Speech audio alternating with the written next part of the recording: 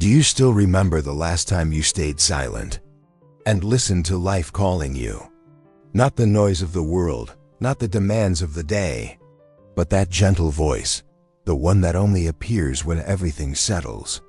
When the house is at peace, the children have gone their own way, and time begins to whisper lessons you couldn't hear before. Many people chase answers out there, but there comes a stage in life like the one you might be in now, when true wisdom comes from within, and it's in this silence that your greatest transformation lives. This video is an invitation for those who have lived a lot, for those who have stories, scars, and memories, but feel there's still so much to learn, not from shouts, but from life's whispers. If you feel like the world has become too loud, that people talk too much but say too little, and that something inside you is asking for calm, depth, truth, stay here. Because today, we'll learn together how to listen to what only the wise can hear, and who knows, in the midst of this silence, you might find the answer you've been searching for all these years. Silence also speaks. There comes a time in life when words start to tire. The repetition of the same phrases, the unheeded advice, the empty conversations. Everything seems to go in circles. And then, without warning, silence arrives. Not the awkward kind, the one that unsettles, but a different silence, almost sacred. It comes in slowly, as if trying not to disturb. And when we allow ourselves to listen with a calm heart, it's in this silence that the greatest answers live. For a long time, we were taught to fill space with words, to occupy every moment with voices, explanations, justifications. We were trained to believe that those who speak the most know the most, that those who assert themselves firmly must be right. But life, in time, shows us the opposite. The wise don't need to raise their voices. The wise listen. The wise observe. The wise understand that silence is not absence. Silence is presence. The presence of what's essential, of what truly matters. The presence of who you've become after all you've lived. Do you remember when you were younger, full of certainties, wanting to win every argument, have the last word, prove a point? Back then, it felt like we knew so much. But time, with its grace, has shown us that the most important questions change, and that the most valuable answers don't come from outside. They come from within, and they come softly. Silence teaches us not to react immediately. It gives us time. Time to think before answering, time to breathe before judging, time to feel before acting. It's in this pause that wisdom settles. There are pains that only heal in silence. There are griefs that only find solace when we stop trying to understand and simply begin to accept. There are lessons that can't be put into words, but reveal themselves in a quiet morning, in a lingering gaze, in a memory that resurfaces unannounced. Silence invites us to connect with these parts of life we often ignore, because we're too busy talking, rushing, trying to fix things, and not everything needs to be fixed. Sometimes what we need most is to learn how to simply be. Be with what we feel. Be with what we don't yet understand. Be with what remains unresolved, and allow time to bring us understanding when the moment is right. Maturity gifts us with this calmer perspective. It shows us that not everything needs to be said, that not every emptiness needs to be filled, and that not every doubt requires an immediate answer. Silence also speaks, but it only reveals itself to those who are patient, to those who've realized that running no longer gets them anywhere faster, to those who've understood that the deepest truths aren't shouted, they're whispered, and only those who slow down can hear. Only those who accept can understand. Only those who quiet themselves within can transform. If life feels quieter now, if the voices around you have faded, if the days seem slower, maybe it's not a sign of loneliness. Maybe it's an invitation, an invitation to listen to what only now you're ready to hear. The wisdom that was always there inside, waiting for you to finally fall silent. Learning to listen without the urge to respond. Over the years, we begin to notice something curious. Truly listening is one of life's most difficult arts. Not listening with the ears, almost everyone does that, but listening with the heart, with presence, with surrender. Listening without already thinking of a response, without planning what to say next. Listening just to listen, without hurry, without judgment, without the intention to change the other person or to win the conversation. In youth, there's an almost urgent need to be heard. We want to be noticed, understood, accepted. And often we talk too much. We talk nonstop, we talk over others. We talk even when all the other person needed was a little silence. With time, life teaches us that the wisest person isn't always the one who speaks most eloquently. Sometimes it's the one who simply listened with an open heart. Listening is an act of deep respect. When you truly listen to someone, you're saying, "I see you, I acknowledge you, you matter to me." And that carries immense value, especially today, in a hurried world where everyone seems to compete for attention, but few know how to offer presence. Listening calmly is a gift we give to others and often to ourselves as well. How many times in your life have you spoken impulsively and later regretted it? How many responses came too soon, before the emotions settled, before the thought had time to mature? Learning to listen without the rush to reply is learning to make space for understanding to arise. It's realizing that, in many situations, we don't need to fix anything. We just need to hold space. And when this kind of listening turns inward, the impact is even greater. How many emotions have you ignored? How many desires have you pushed aside over the years, trying to please others? How many feelings have you swept under the rug out of fear of seeming fragile, or because you thought you were too old to feel certain things? Well, I'll tell you this, the soul doesn't age, and it keeps speaking to you every day. But it speaks softly, and only those who slow down can hear it. Listening without haste is also an act of humility. It's recognizing that the other person has something to teach us, that no matter how much we've lived, there's always room to learn. It's looking at a child, a grandchild, a friend, and allowing them to express what they feel, even if you disagree, even if you think differently. Because what matters most isn't being right, it's building connection. And every connection begins with listening. This kind of listening doesn't demand perfection. It doesn't require ready answers.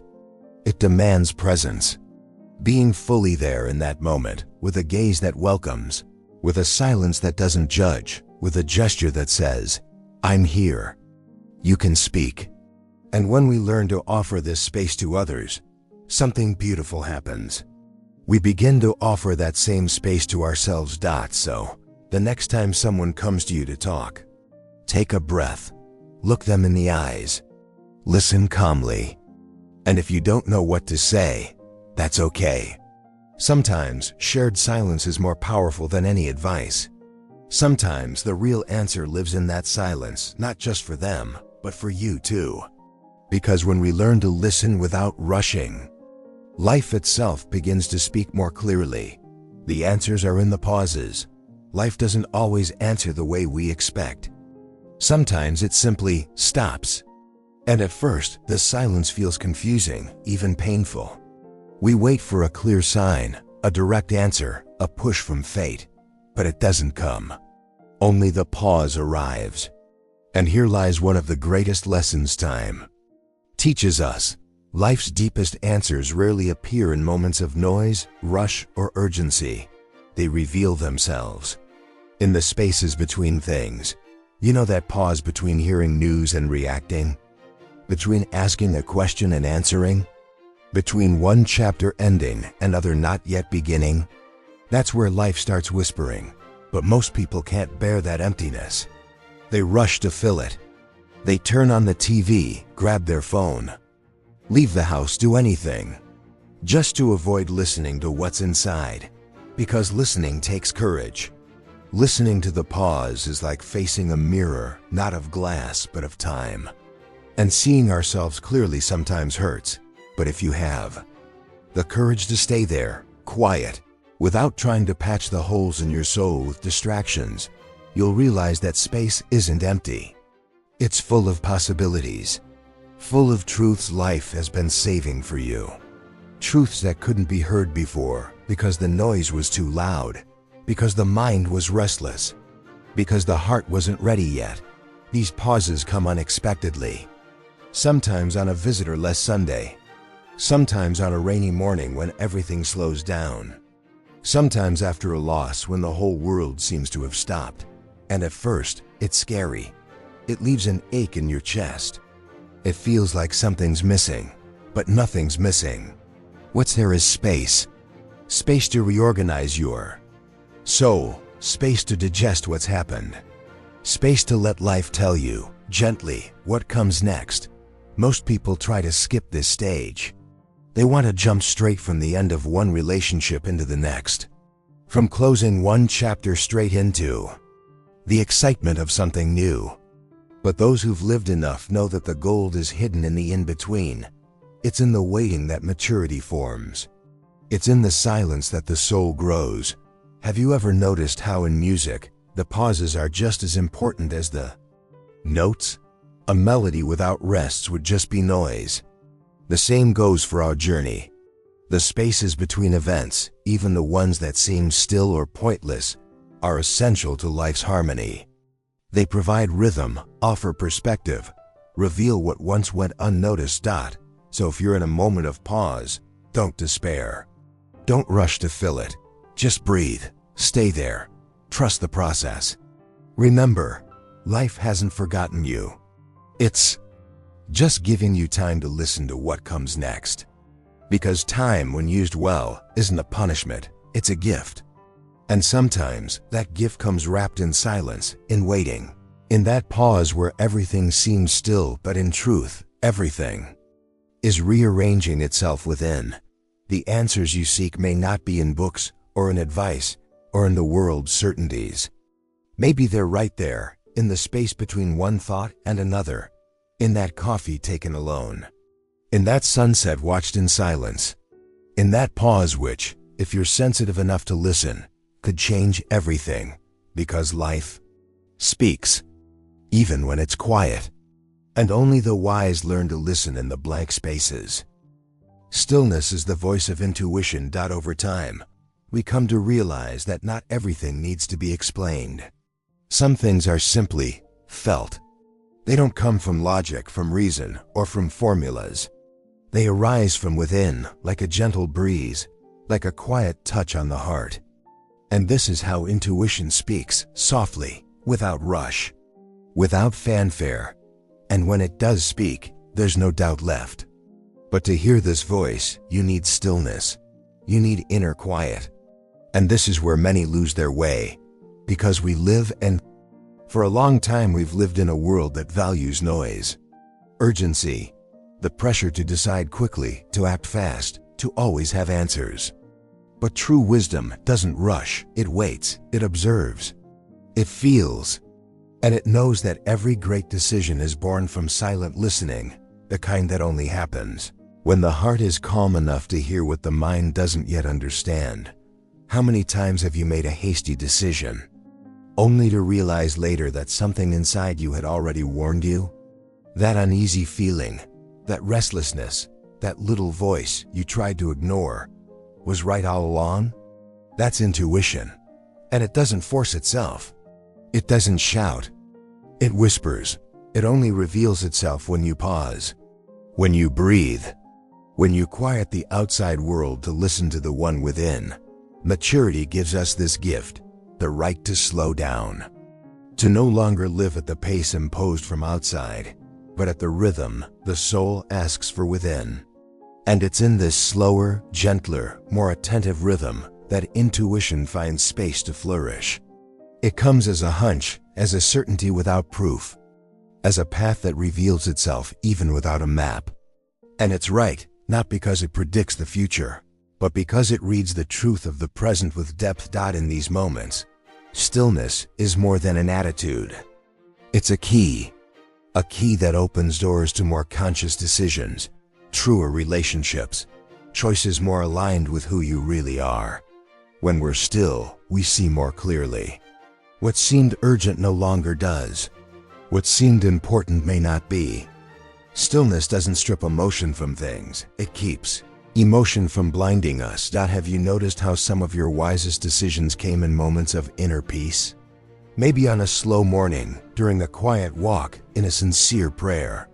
Intuition grows stronger when we're connected to what truly matters, and that doesn't happen in chaos. It happens in quiet. It happens when we free ourselves from outside voices and start listening to the only voice that knows what's best for us, our own. What's more, when we live with stillness, we inspire others. The people around us begin to feel safer, more seen, more heard, because stillness conveys trust. It conveys presence. It conveys truth. And today, that's one of the greatest gifts we can offer. In a world running without knowing where it's going, those who walk with serenity inspire. Those who speak slowly are heard. Those who choose with intuition teach without needing to teach. So if you feel something inside you trying to tell you something, stop, listen, breathe, step away from the noise. Turn off the excess. Return to yourself. Intuition is like an inner lighthouse, and stillness is the breeze that clears the fog so that light can shine. The answer you seek may already be within you, just waiting for the right silence to be heard. The value of conscious solitude. There comes a time in life when the house grows quieter. The rooms that once held laughter, hurried footsteps, and overlapping voices now hold memories. The phone rings less. Visits become rarer. And routine settles into a slower, more inward rhythm. In this moment, many mistake this silence for loneliness. And yes, there is a loneliness that hurts. But there's also another kind, one that embraces. A conscious solitude, which isn't abandonment, it's reunion. A reunion with yourself. For decades, we were so much to others. We were children, parents, spouses, co-workers, present neighbors. We lived in motion, solving, managing everything. And often, we forgot to look inward. But now, with silver hair and the calm that time brings, comes the chance to do what wasn't possible before, to be in your own company and find beauty in it. Conscious solitude isn't isolation. It's a choice. It's when you understand that being with yourself isn't punishment, it's space for healing. It's when the silence of the house becomes soft music, not a weight. It's when you make breakfast just for yourself, and it's not a reason for sadness but for care. Because finally, you treat yourself with the kindness you've always given others. In this space, where external demands lessen, the soul finds time to breathe. And in this deep breath, memories surface. Some good, some difficult, but all of them have meaning. And in the silence of conscious solitude, you can look at them with new eyes. Without hurry, without judgment. Just with the acceptance of someone who's come to understand that it was all part of the path that brought you here. Society fears solitude. It tries to mask it with noise, screens, meaningless obligations. But the wise learn not to fear silence or their own presence. They learn to see solitude as a garden. If you tend to it, it blooms. If you know how to look, it reveals secrets buried under years of clamor. And more. It's in conscious solitude that many answers arise.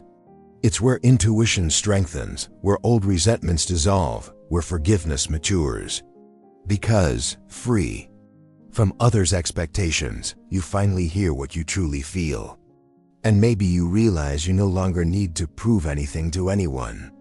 That the love you lacked wasn't someone else's, it was your own. That peace wasn't out there, it was just buried under everything you thought you had to carry. Alone can also be a spiritual choice. A moment of reconnection with what's greater than you. It's in solitude that many pray more sincerely, meditate more deeply, walk with more presence. Not because they have no one to share life with, but because they've understood that before sharing, you must inhabit your own essence.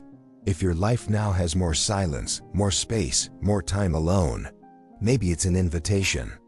A call from life to discover what's been kept inside you all this time. Maybe it's not an ending, but a new beginning. A quieter, deeper, truer one. Conscious solitude doesn't push away. It draws near. It brings you closer to your story, your essence, your wisdom. And when lived well, it doesn't create emptiness, it creates peace. The peace of someone who's finally learned to be whole, even alone. Because those who've learned to be with their own soul are never truly alone. Listening to those who've lived means hearing life more clearly. There's something sacred in the voice of those who've lived. Whether it's a slow-spoken word, a memory shared piece by piece, or even just a look that says more than 1,000 words.